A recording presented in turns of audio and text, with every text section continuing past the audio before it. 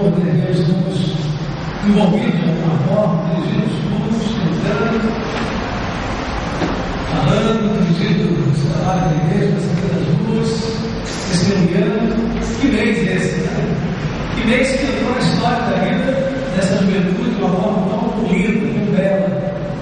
E louvo a Deus pelo que Ele está fazendo, pelo que Ele dá de fazer na vida de vocês. E nessa manhã, nós gostaríamos de trazer uma palavra à igreja em uma das cartas de Paulo, apóstolo. E gostaríamos de falar nesta manhã sobre um tema que, sem dúvida alguma, está no coração, alcança o coração de todos nós de uma forma muito especial, quando dele falamos. O tema da graça de Deus, favor merecido, né? Como é de uma forma simples, traduzida, explicada, né? A palavra e o termo teológico, graça, favor merecido, essa é a definição teológica simples de graça.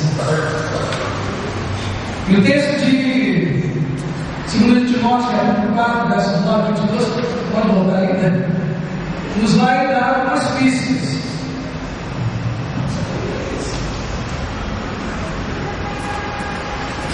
Ok, estamos testando aqui os novos microfones. Eu já disse que o seu microfone é aquele lá. Eu fui nele direto, né? Obediente. Muito bem. O texto de 2 Timóteo 4, de 9 a 22, nos dá algumas pistas, algumas direções sobre algo que talvez não seja ainda muito compreendido em muitos crentes, não tenha sido muito bem entendido. Eu gostaria que nessa manhã nós estivéssemos conhecendo os efeitos inescapáveis da graça de Deus. Ela nos alcança, ela nos encontra a todos aqueles que tiveram encontro com Jesus, foram alcançados por essa graça, foram alcançados por esse favor merecido, mas nós não conseguimos escapar de algumas situações que prevalecem. Embora tenhamos sido alcançados pela graça, há alguns efeitos que são inescapáveis. Eu gostaria de convidá-los então a ler esse texto, agora sim, que pode passar absolutamente despercebido pela maioria de nós. Se não olharmos com muita atenção o texto, o contexto, o que está por trás do texto que Paulo escreve a seu filho na fé, Timóteo. Irmãos, podem, creio que pode até ler comigo o texto, nós já temos uma versão na tela, ajuda bastante, vamos exercitar isso. Procura viver comigo depressa, porque Deus me desamparou, amando o presente certo, e foi para Tessalônica, Crescente para Galácia, Tito para Dalmácia. Só Lucas está comigo. Toma Marcos e traz-o contigo, porque me é muito útil para o ministério. Também enviei Tíquico a Éfeso. Quando vieres, traz a carta que deixei de Troas, em casa de Carpo, e os livros, principalmente os pergaminhos. Alexandre, do latoeiro, causou-me muitos males. O Senhor me pague segundo as suas obras. Tu guarda-te também dele, porque resistiu muito às nossas palavras. Ninguém me assistiu na minha primeira defesa, antes todos me desampararam. Que isso não me seja imputado. Mas o Senhor assistiu-me e fortaleceu-me para que por mim fosse cumprida a pregação e todos os gentios a ouvissem, e fiquei livre da boca do leão. O Senhor me livrará de toda a má obra e guardar-me-á do seu reino celestial, a quem seja glória para todos sempre. Amém. Saúda a Príscia, abrindo parênteses aqui, Príscia é a abreviatura, o nickname, é o apelido para Priscila. Então saúda a Príscia e a Áquila e a casa do Onesíforo. Amém. Sem dúvida,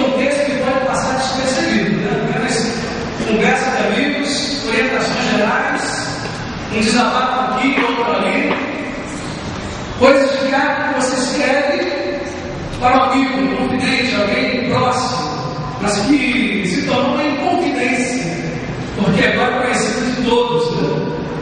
Paulo esteve preso, meus irmãos, por 2 vezes, 2 situações diferentes de prisão. A primeira delas teria sido uma prisão domiciliar, ou seja, ele estava preso no seu próprio domicílio. A casa, a residência que ele alugou, melhor dizendo, estava alugada, e embora ele fosse responsável pela casa, ele alugara a casa, ainda assim, diante da sua casa, estavam ali os soldados romanos fazendo guarda nas portas, nos portões da casa, havia soldados.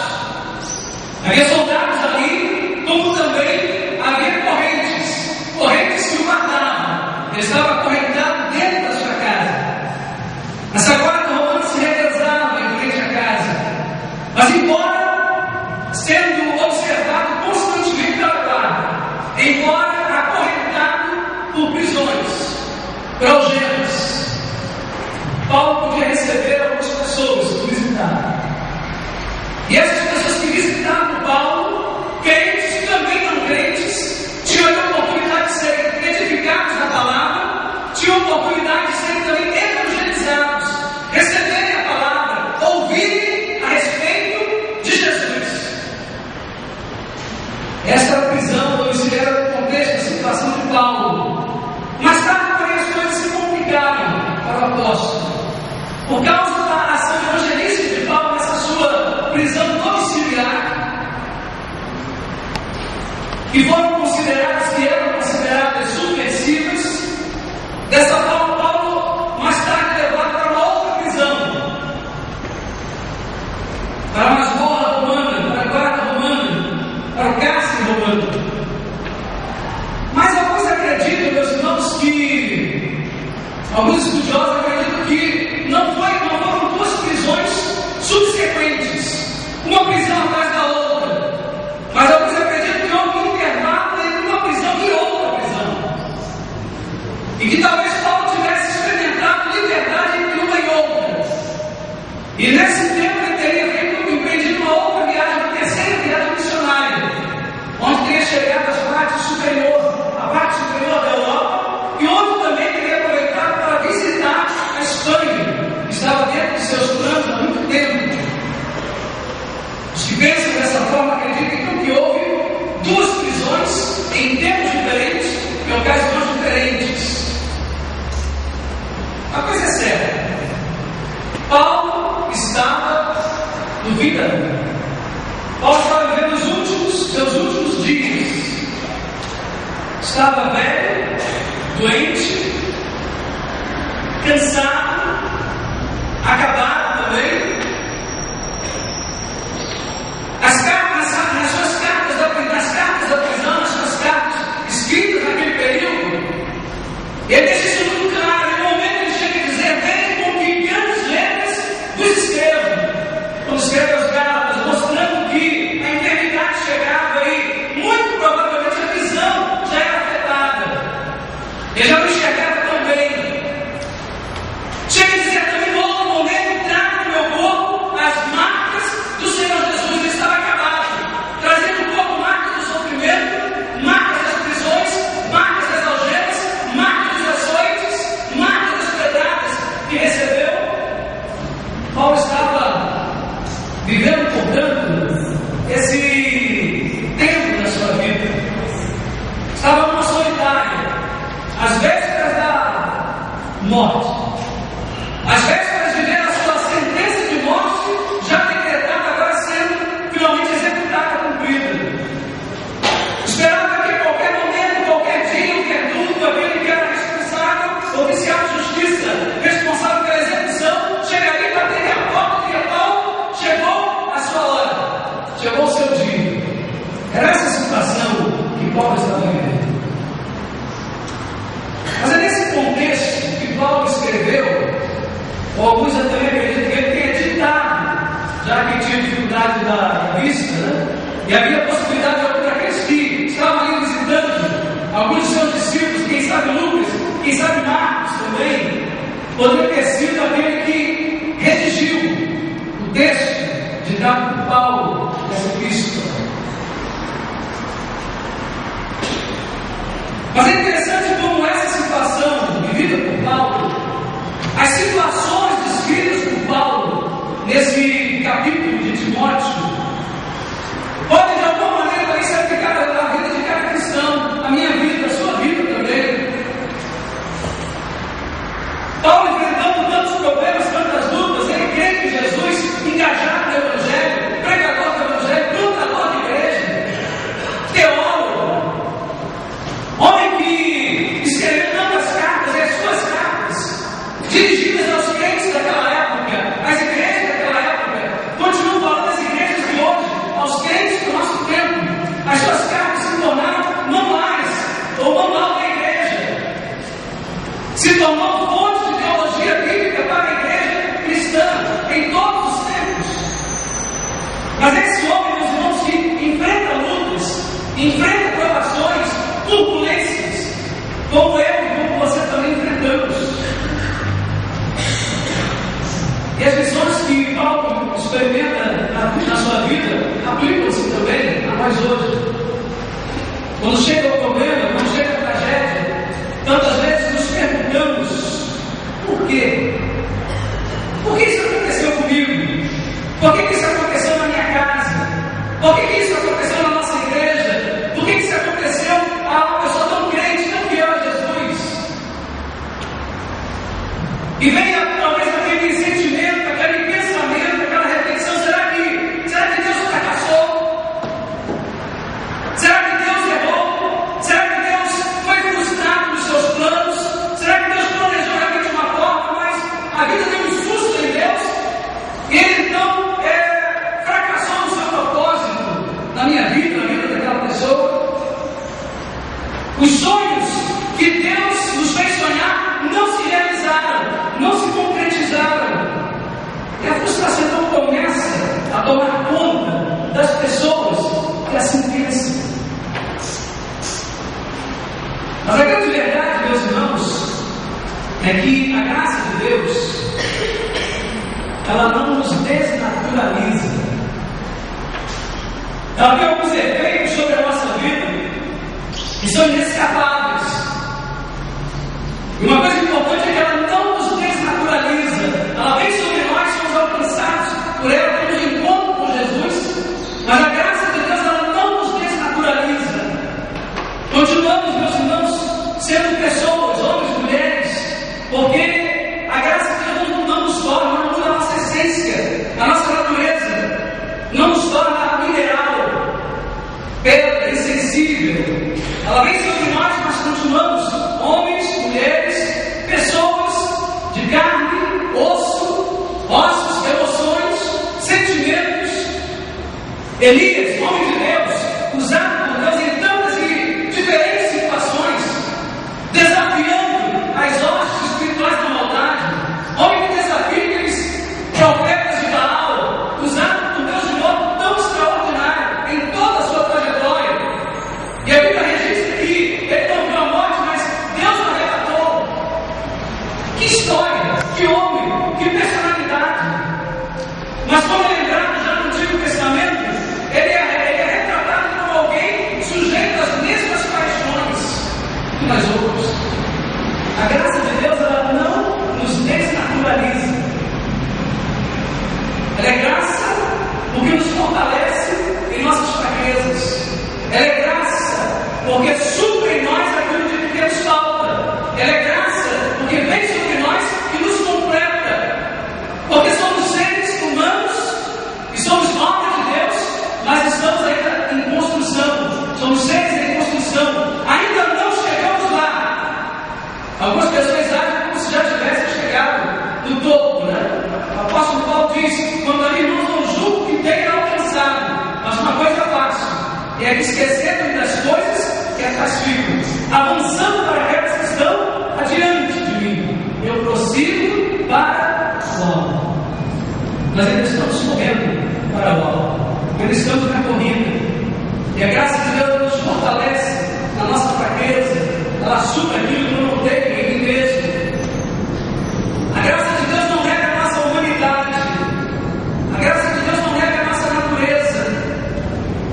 E é preciso, meus irmãos, que nós sejamos muito antenados, muito bem conectados, muito atentos a essa realidade, para não nos deixarmos levar por determinadas teologias de engano.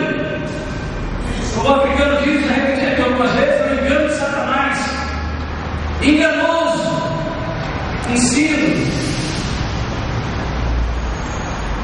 Fala que a graça de Deus não nos isenta de passarmos por algumas situações. E eu gostaria que você estivesse atento para isso. Por exemplo, a graça de Deus não nos isenta da necessidade de amigos. A graça de Deus não nos isenta da necessidade de amigos. A graça é transcendente.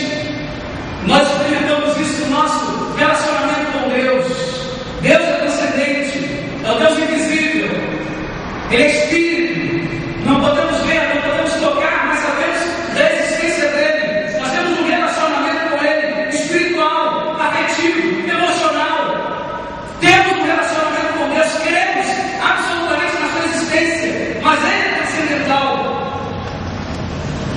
Mas a graça de Deus, esse Deus que é transcendente, ele também se torna imanente, ele se torna tangível.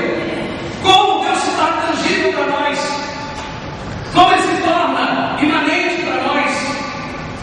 Através dos nossos relacionamentos, através das pessoas que ele coloca diante de nós, do nosso caminho. Nós podemos experimentar isso na igreja de Jesus, na comunhão da igreja, no caminhar junto com os nossos irmãos. Quando saímos juntos para evangelizar, quando saímos juntos para celebrar, para nos alegrar, quando nos reunimos para juntos orarmos, para cultuarmos a Deus, quando oramos uns pelos outros. A graça de Deus é imanente, a graça de Deus está presente naquele que coloca a mão sobre o ombro do irmão e diz: eu estou contigo em oração, eu estou aqui para apoiá-lo, eu quero caminhar com você. A graça de Deus é intangível, podemos tocar.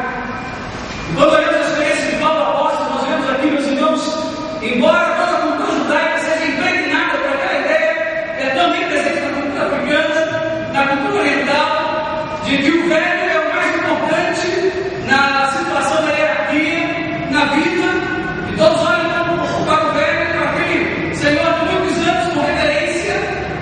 Paulo apóstolo, ele não se colocou no pedestal, mas naquele momento da sua vida ele procura a companhia do seu discípulo, do seu filho na fé. E o velho Paulo não desprezou a companhia, a amizade do moço, do jovem pastor Timóteo. Ele estava cheio do Espírito Santo, cheio do poder de Deus, mas não desprezava o irmão, não desprezava o moço. Pastor Jair, estou pregando, ele foi o primeiro pregador, né, da nossa série. Aqui ele disse que os jovens não desprezeis, né? As suas virtudes. Paulo também já dizia isso sobre os jovens, para que não permitisse, né, que ninguém desprezasse por ser jovem. E Paulo mesmo não desprezava o jovem. Veja o que ele diz no verso 9 a Timóteo: venha depressa, venha depressa. Estava preso, mas o seu coração era liberto para estabelecer pontes de relacionamento. No verso 21 ele diz: venha antes do inverno, antes do frio.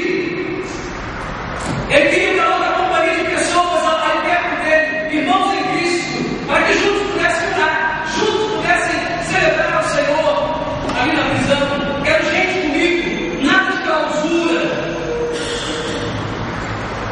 A Bíblia diz: não é bom que o homem esteja só. Isso não diz respeito somente ao macho somente, mas o gênero humano, homem ou mulher, não é bom que o homem esteja só. Precisamos de companhia, precisamos de amigos, precisamos de pessoas com quem possamos compartilhar a nossa caminhada, a nossa fé. Paulo estava preso, mas ele gozava de liberdade. verdade interior. Porque a pior prisão que podemos nos encontrar é aquela onde nós mesmos nos aprisionamos. É aquela onde nós mesmos nos fechamos.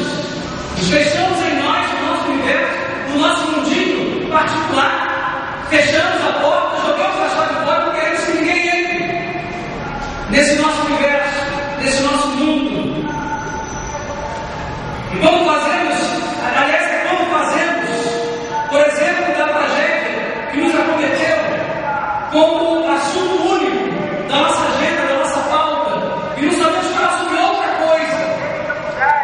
E se dá um único assunto sobre o qual nós sabemos conversar, sabemos falar, e nos tornamos prisioneiros disso, nos acorrentamos nessa situação, e as pessoas não têm como se aproximar, como entrar, não damos espaço, e nos tornamos solitários. Ainda que alguns queiram se tornar solidários à nossa dor, nós não permitimos que ele. Nós afastamos as pessoas. Há um corinho, um corinho mesmo, não tinha no sinal da crente, e quando a gente fala assim, um corinho, alguns jovens começam a estalar os dedos. Mas há um corinho, um grande, para os jovens de hoje, nós sentados lá na adolescência, que dizia que não há quem se aguente ao lado de gente que sonha.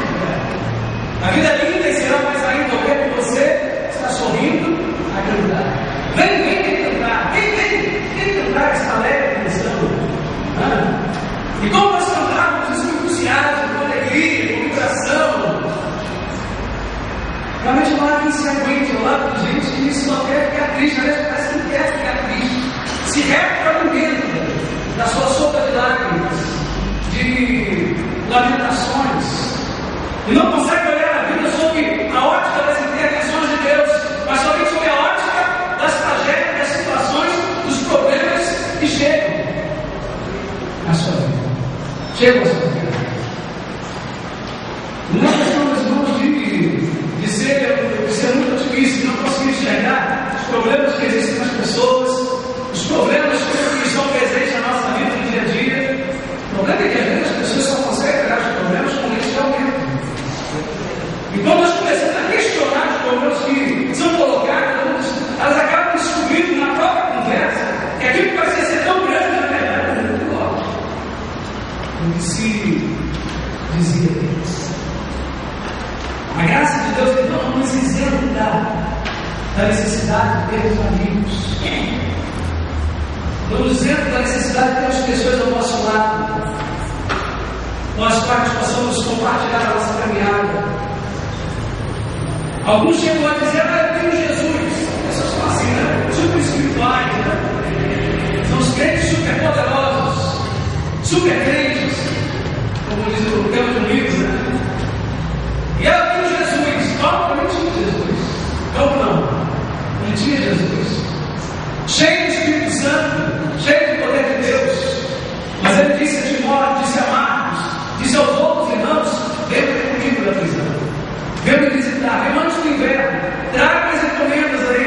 Eu lembro do missionário que eu fui visitar quando fazer reconhecimento do campo lá em África do Sul, né? E o missionário então pediu, já nos últimos momentos, lá para nós, a gente pronta. E ele disse, mandou uma mensagem para o pastor, se puder, se tiver espaço para ir ao seu mala, traz umas ramadinhas, se souber buscar. Não existe isso lá na África, né? Rapadura. Traz umas ramadinhas aí do seu velho missionário, se ela presta a se apresentar. É maravilhoso, meus irmãos, pensarmos nisso. Paulo vivia exatamente assim. E nessa fase da sua vida ele escreve, venha ter comigo no peça. Ele tinha Jesus no seu coração também, mas multiplicou suas amizades.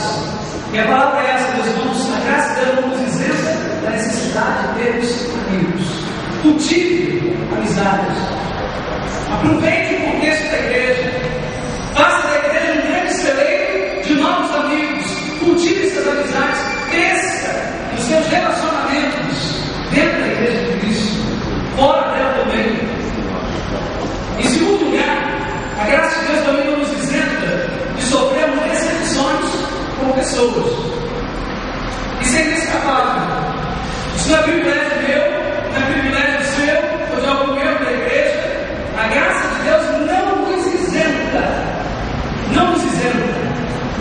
de sofrer decepções com pessoas.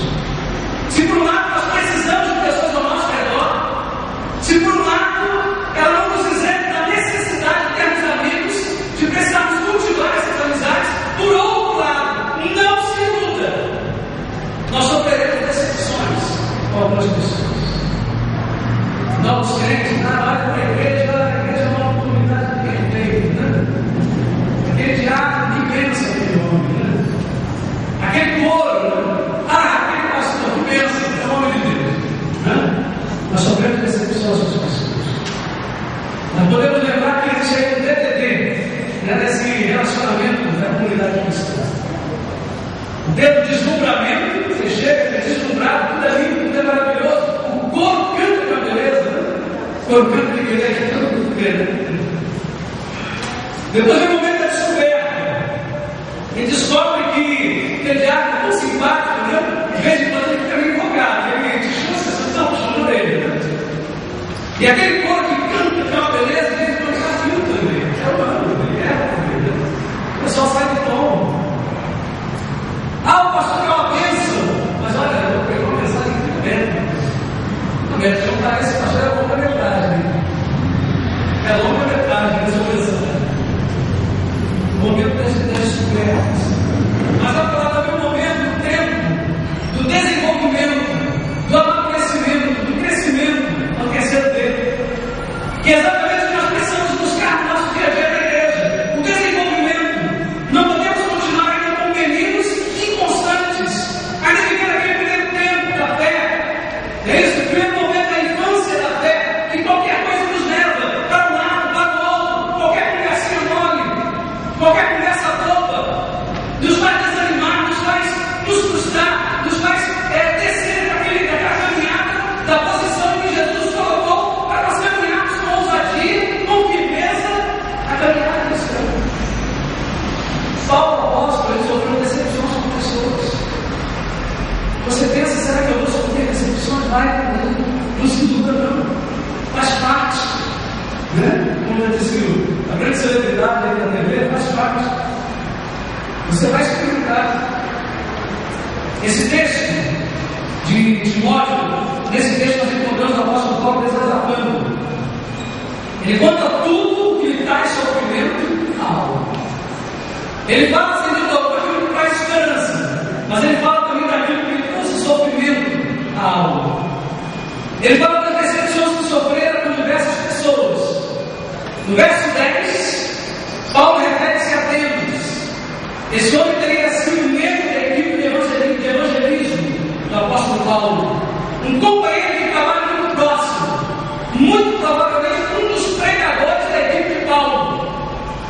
O apóstolo Paulo então chega no verso 10 e diz: Demas me abandonou, tendo amado o presente certo, tendo amado o mundo presente. Deus me abandonou, Deus deixou a equipe, sem avisar, sem dizer o porquê, ou se não, simplesmente abandona, deixa o time. Será que nós enfrentamos isso no nosso dia a dia? Pessoas que corriam bem, estavam aí ao seu lado, correndo na própria igreja, na caminhada cristã, se afastam, abandonam, sem sequer dizer o que houve, o que aconteceu, o que está acontecendo. Deus me abandonou, tendo amado o presente certo, disse Paulo. Não sabemos exatamente, meus irmãos, qual foi o motivo de Deus, o que teria levado a seu distanciamento da equipe de Paulo naquele momento. Mas Paulo registra o seu sentimento, registra a sua dor, a sua decepção com Deus por tê-lo abandonado, tendo sido membro da equipe ministerial. O deixou. No verso 14 ele menciona Alexandre Matoeiro, certamente uma menção do ofício daquele homem, provavelmente um amigo, ou um recém-chegado, um novo convertido que estava acompanhando de perto o ministério do apóstolo Paulo, sua pregação, seus ensinos. E alguns comentaristas dizem que Alexandre teria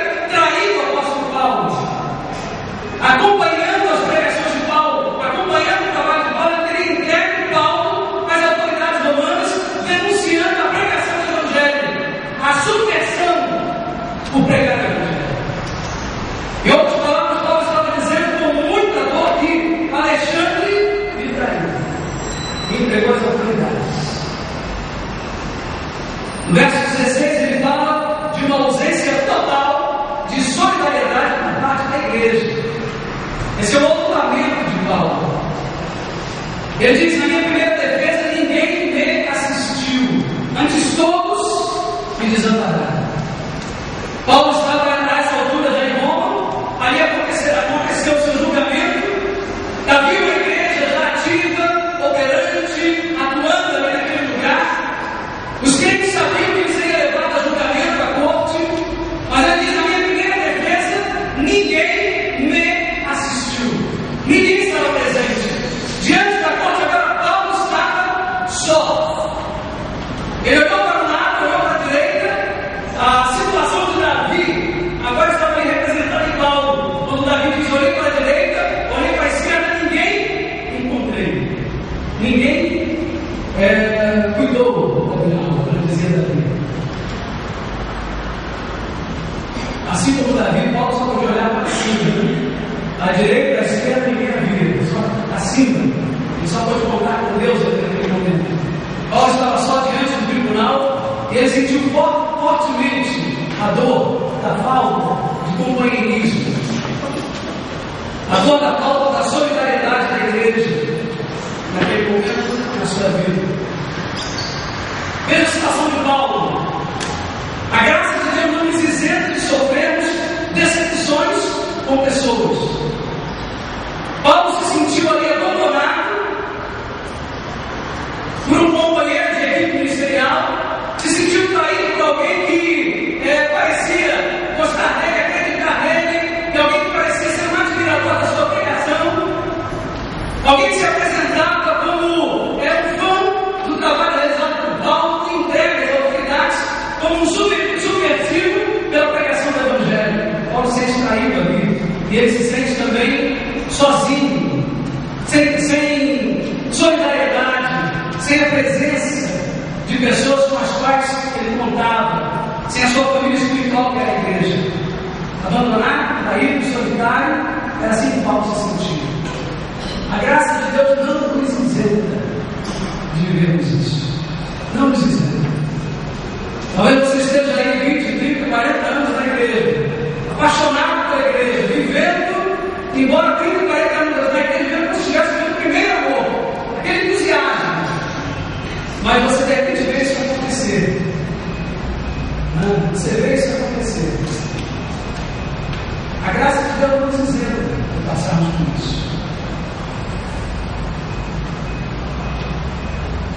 Nós podemos nos identificar com Paulo nessa situação. Talvez você já tenha vivido isso. Quem sabe esteja vivendo isso hoje, ou pode vir a viver uma situação dessa também, sofrer algum tipo de decepção.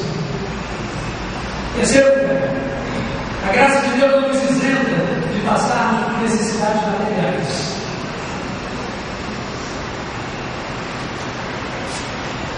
Mas é uma notícia boa. Agora, a graça de Deus não nos isenta de passarmos por necessidades materiais. Esse texto é muito duro, né? Eu lembro de Jesus pregando um sermão parecido com esse, no final ele diz: quereis vós retirados, quereis vós também retirados. Isso porque as aves do céu têm os seus ovinhos, os pássaros têm seu ninho, né? Mas o bidão não tem onde ligar a cabeça. O fato é que a graça de Deus não nos isenta de passarmos por necessidades materiais. Na prisão romana, meus irmãos, não tinha nada, nem cobertor. Se hoje é em muitas prisões a privação, imagine, meus irmãos, naquela época de Paulo. É por isso que Paulo pede a Timóteo para, quando for ao seu encontro, levar a capa. Essa capa é uma espécie de poncho. A capa era um presente na vida de todo cidadão daquela época. Podia ser muito simples, podia ser um farrapo, podia ser também uma capa de gala, presente nos trajes de um rei, de um oficial do exército, de um senador do império, podia ser uma roupagem de gala de um cidadão de posses. O fato é que todos tinham uma capa. O homem mais simples tinha uma capa, porque viajavam grandes distâncias, e a capa, como uma espécie de poncho usado pelo gaúcho, é um pano lençol dentro do cobertor.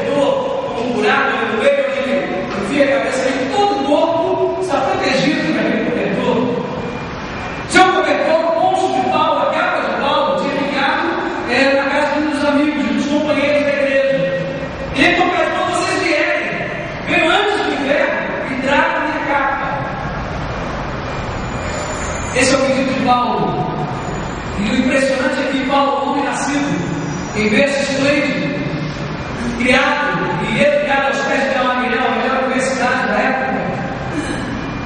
Chega esse momento da sua vida em que ele necessita que lhe traga o cobertor. Traga o cobertor. A graça de Deus não nos isenta de passarmos por necessidades materiais, de passarmos, meus irmãos, um tempo de crise, de falta. A Bíblia nos diz que o justo e a sua descendência não serão desamparados, não terão falta de pão. O salmista dizia: nunca vi desamparado o justo, nem a sua descendência, nem perto. Mas não diz a Bíblia que somos filhinhos do Papai do Céu. E o fato é que há crentes que passam por lutas, por dificuldades, e nessas lutas, nessas dificuldades também eles são testados e crescem, e sobrevivem, e vencem, e se tornam cada vez mais próximos de Deus, passando por tribulações, passando muitas vezes por necessidades materiais. Eu lembro de uma frase da infância, em que a empresa do meu pai tinha falido, mas os funcionários precisavam permanecer na empresa por conta de alguns trâmites judiciais, e havia o risco da empresa esvaziar o prédio, os bens de patrimônio ali, e os funcionários sitiaram o prédio de tudo que estava ali, para que pudesse, no tempo oportuno, ir ao leilão, os funcionários serem ressarcidos, receberem seu pagamento. Ele saía de manhã para ficar junto com os companheiros lá, e à noite ele ia trabalhar para ganhar dinheiro, porque naquele período não saía de outra empresa. E não vimos, papai. Saía muito cedo e chegava muito tarde, todos os dias. Um tempo difícil para mim. Nós conhecemos todas as versões do Fubá. Não tinha posso imaginar do Fubá, nós conhecemos. Brodvilho, Nambu, sopa de Fubá, um caldo verde inventado naquela época, que não levava para aquela verdade de Fubá também. Enfim, que tempo maravilhoso. Hoje estou com 48 anos, eu nunca me esqueci daquela fase que eu vivia 40 anos atrás. Mais de 40 anos atrás. Nunca me esqueci do quanto a igreja era a família, esteve unida em oração todos os dias. Absolutamente todos os dias. Orávamos juntos, pedindo para os papais, pedindo pelo seu emprego, pedindo pelo salário, pela remuneração, pedindo que ele nos sustentasse, Deus nos sustentasse naquele tempo, como nós crescemos espiritualmente, cada um de nós, e como nos sentimos sempre amparados e felizes naquele momento da nossa vida, muito felizes como crianças. Nos divertimos muito em casa, na rua, na igreja, com os nossos amigos na igreja. Naquela fase aceitei a Jesus, minhas irmãs aceitaram Jesus também naquele tempo. Como nós crescemos nas adversidades. Aqui leio, meus irmãos, Mateus capítulo 6, verso 33, omitindo aquela palavra-chave do teste. Quem lembra de Mateus 6, 33? Vamos fazer o teste aí? Vamos lá dentro.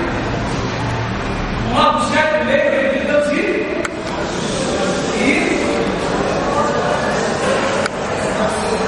todo mundo recordando.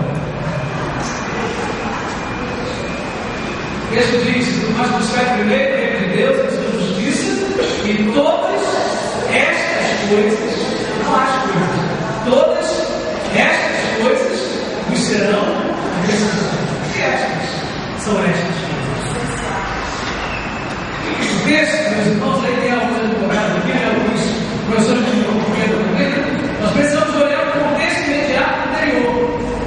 O contexto imediato anterior dessa exegese, dessa interpretação do texto, fala de casa, comida e vestimento. Jesus está no Sermão do Monte. Ele olha para as aves do céu, ele olha para os rios de campo, e ele percebe como eles são cuidados por Deus. Deus não permite nada lhes falte. E ele então chega: vocês não têm muito mais valor do que isso, do que essas coisas, do que as aves, do que os rios do campo, mas buscar primeiro o reino de Deus e a sua justiça, e todas essas coisas vos serão acrescentadas. Deus promete que aquilo que é base, o alimento, a moradia, a vestimenta, não nos faltará.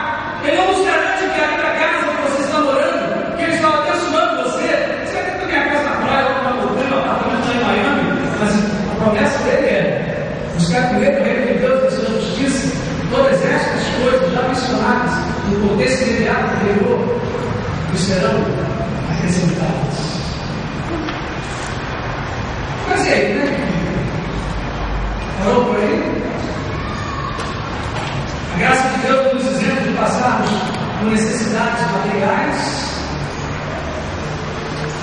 Dentro disso aqui, não inclui lá no convite para mexer, mas a graça de Deus não nos isenta. Eu quero falar agora aqui rapidamente para alguns irmãos que talvez se não tivessem essa situação da vida. Ela não nos isenta de passarmos pelo teto da inatividade.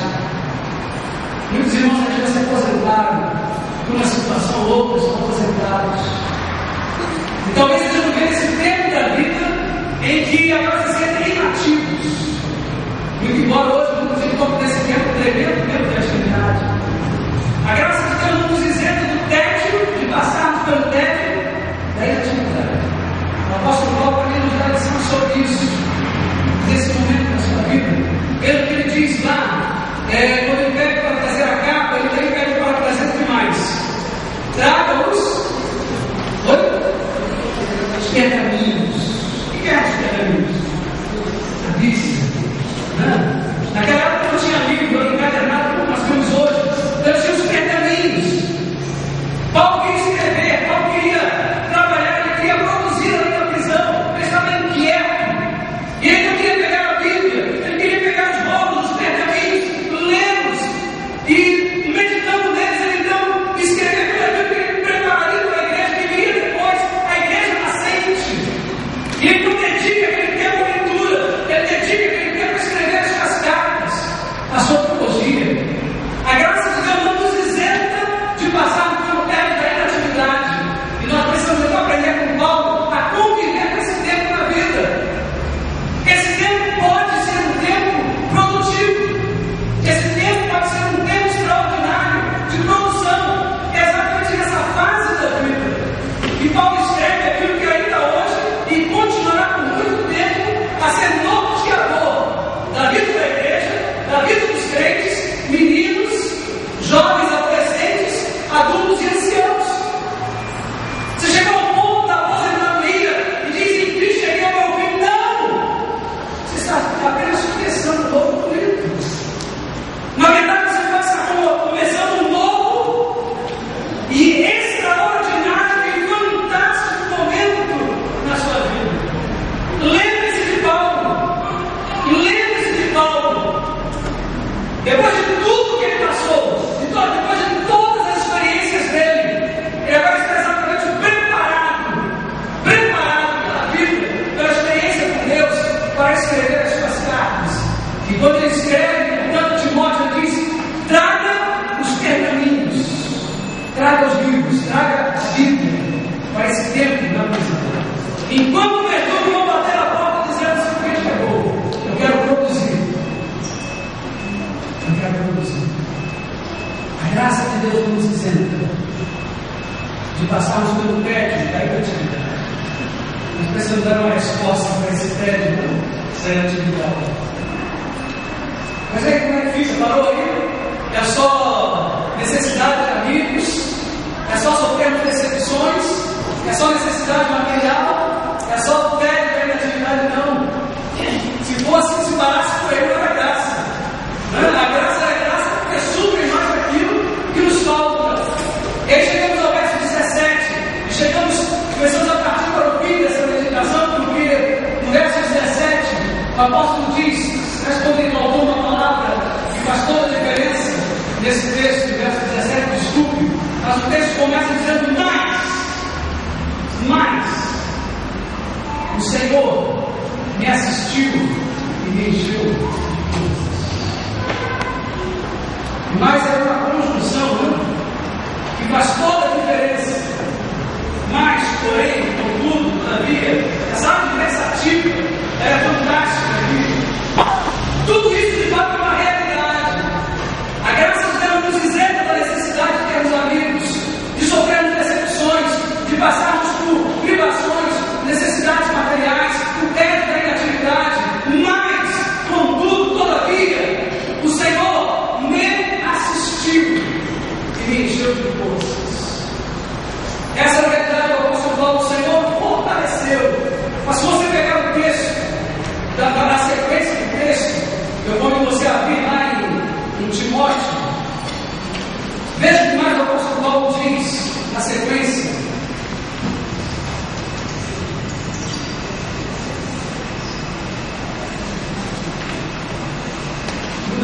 Timóteo, capítulo 4,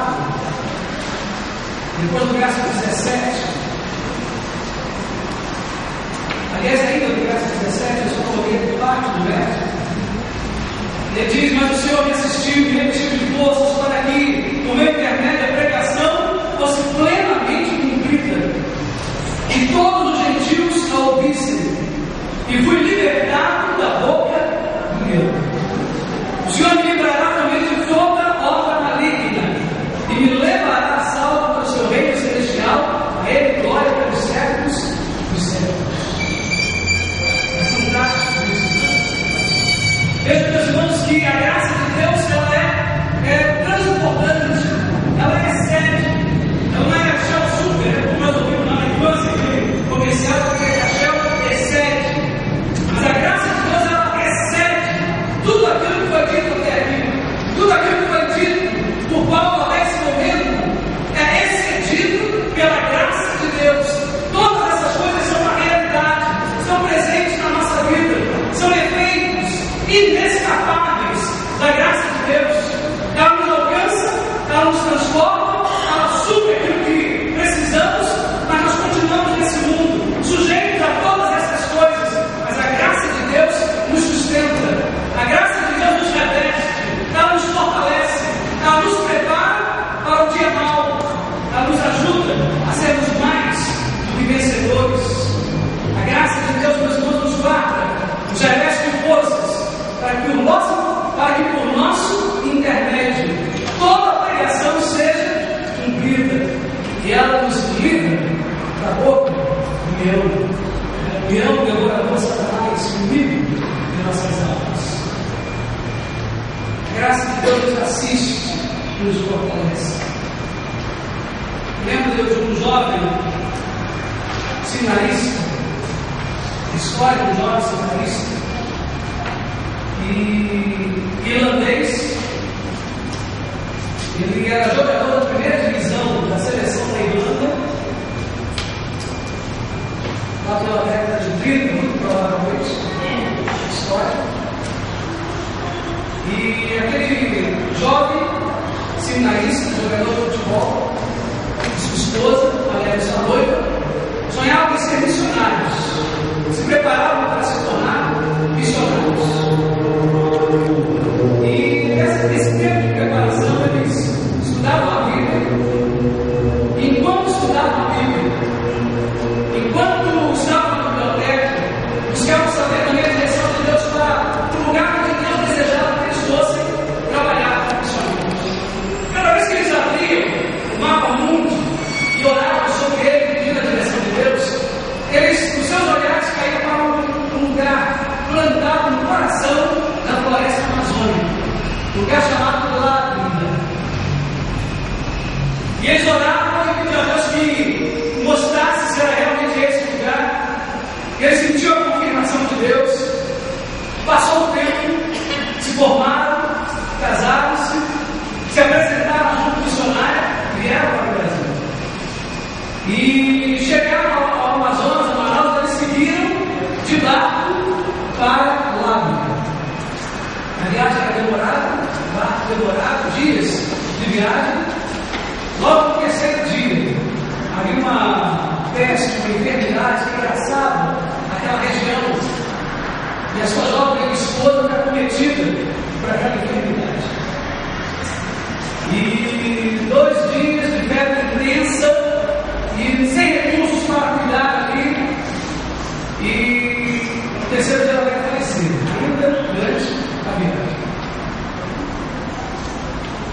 Começando ainda, aliás, ainda por começar o trabalho missionário num país completamente estranho, uma língua estranha, uma cultura estranha, diferente. E eles então aportam e lá era um dia comum naquela região, chovia muito intensamente, como todas as tardes chovia naquele lugar. E eles desceram do barco e a esposa, a jovem esposa, colocaram um caixão improvisado, com caixão, e levaram para o lugar onde seria o sepultamento, a igreja ajuda a cavar a cova, a sua esposa seria colocada. E eles choravam, e só choravam, porque se confundiam com a chuva que caía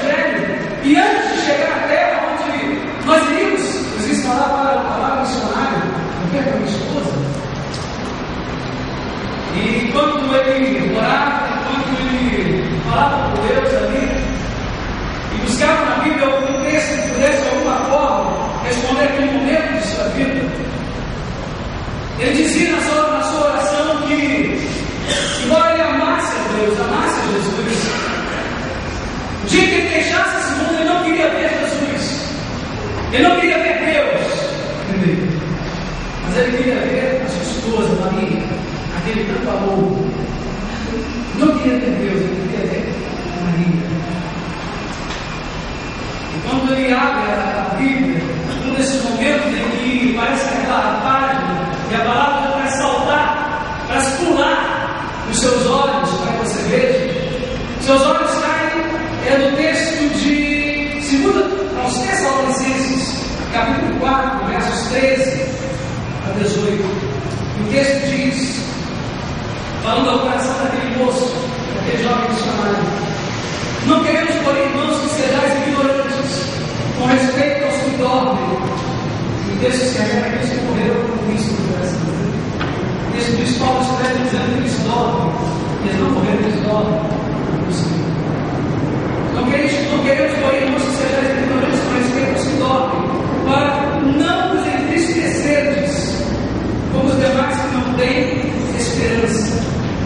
Pois se cremos que Jesus morreu e ressurgiu, assim também Deus, mediante Jesus, trará em sua companhia os que dormem.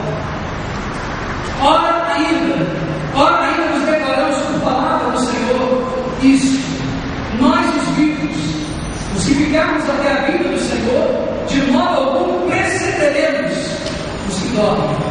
Porquanto o Senhor mesmo dá a sua palavra de ordem, ouvida a voz do arcanjo e ressoada a trombeta de Deus, descerá dos céus.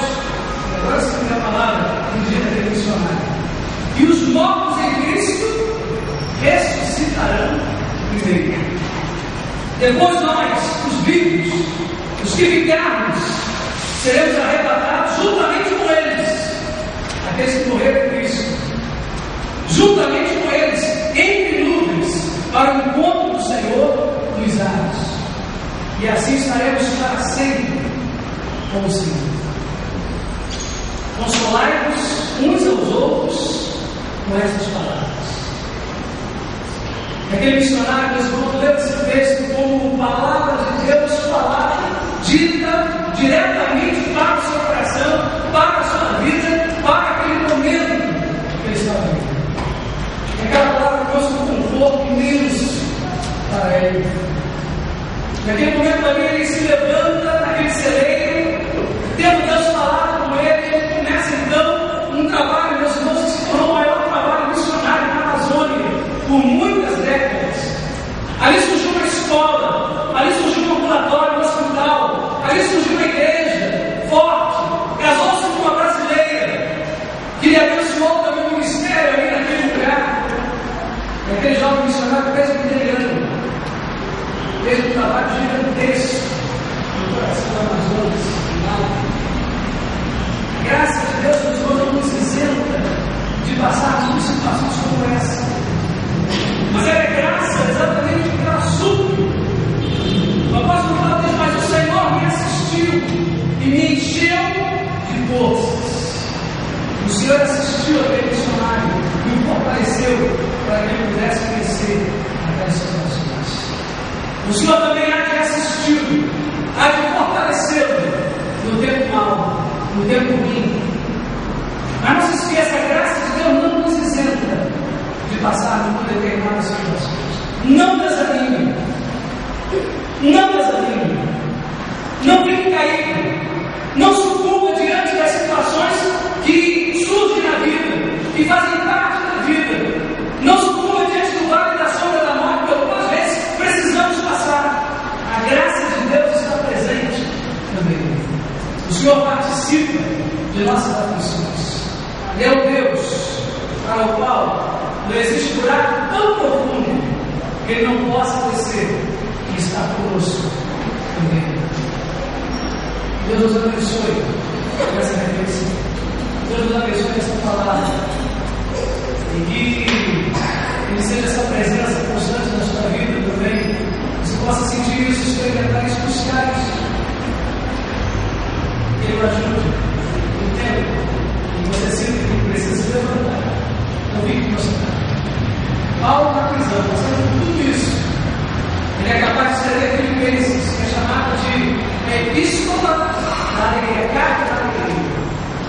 Queria tudo isso. Deus abençoe.